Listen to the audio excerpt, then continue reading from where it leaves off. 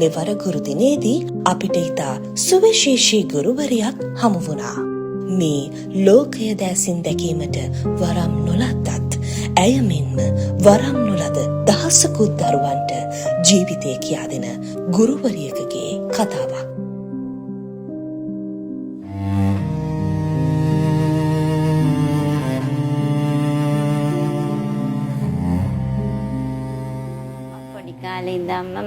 මට සාමාන්‍යයෙන් මං මේ ලෝකෙට බිහි වෙනකොට මට හොඳටම දැස් පෙනුණා. ඉතින් ඒ කාලේ අර හැමෝටම තියෙන පුංචි ආසාවක් තිබුණා වෛද්‍යවරියක් වෙන්න ඕනේ කියලා. මගේ තෘෂ්ණාබාධිත බවට පත් වෙනවා මං අවුරුදු 12න්. ඒත් එක්කම මට පුංචි වුණත් මට තේරුණා මට දැන් වෛද්‍යවරියක් වෙන්න බෑ කියලා. එදා ඉඳන්ම මං හරිම ආසයි ගුරුවරියක් වෙන්න. මට උගන්වපු ගුරුවරු තමයි මේ පාසලේ ගොඩක් දෙනෙක් හිටියේ. දැන් මොකද මම ඉගෙන ගත්ත ඉස්කෝලේ මම කාලයක් තිස්සේ රැඳිච්ච ඉස්කෝලේ. ඒ නිසා මට ලොකු බාධාවක් දැනුනේ නැහැ දරුවන්ට උගන්වද්දී. පාසලත් එක්කම මගේ වයසට වඩා මං හිතන්නේ අත්දැකීම් තුලින් මං මේ අභියෝග වලට මුහුණ දෙන්න ඉගෙන ගත්තා.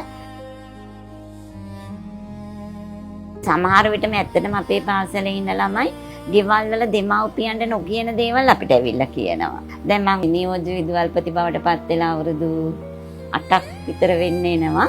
අර ඒ කාලෙදි තමයි ළමයි එක ගොඩාක්ම ඉන්න බැරි වුණාට පරිපාලන කටයුතු වලට යොමු වීම.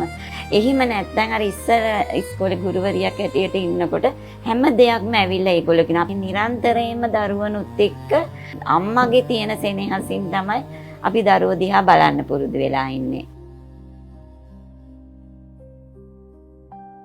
ඇත්තටම මේකට අපි එන්න ඕනේ ආදායමක් ලැබීම. ඒ කියන පරමාර්ථ පොඩ්ඩක් පැත්තක තියලා. ඒ සේවය කරනකොට මැලි වෙන්න එපා. මොකද මේ දරුවන් කියන්නේ විශේෂ පිරිසක්.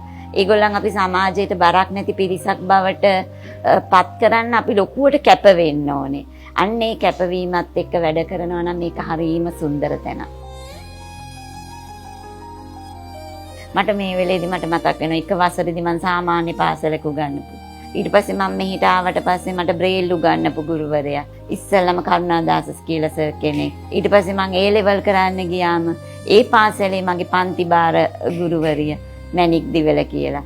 ඒ වගේම රංජනී ඩයස් කියලා ගුරුවරියක් ඉන්නවා. විශ්වවිද්‍යාල ජීවිතයට ගියොත් එතනත් ඒ වගේම ගුරුවරු සමූහයක් ඉන්නවා. ඉතින් මේ හැම කෙනෙක්ම මම ඉතාමත් ආදරයෙන් මේ ගුරු දිනේදී සිහිපත් කරන්නේ ඒ වගේ ගුරුවරු අනාගතයේදී මේ රටට එන්න කියන එක තමයි මගේ පැතුම.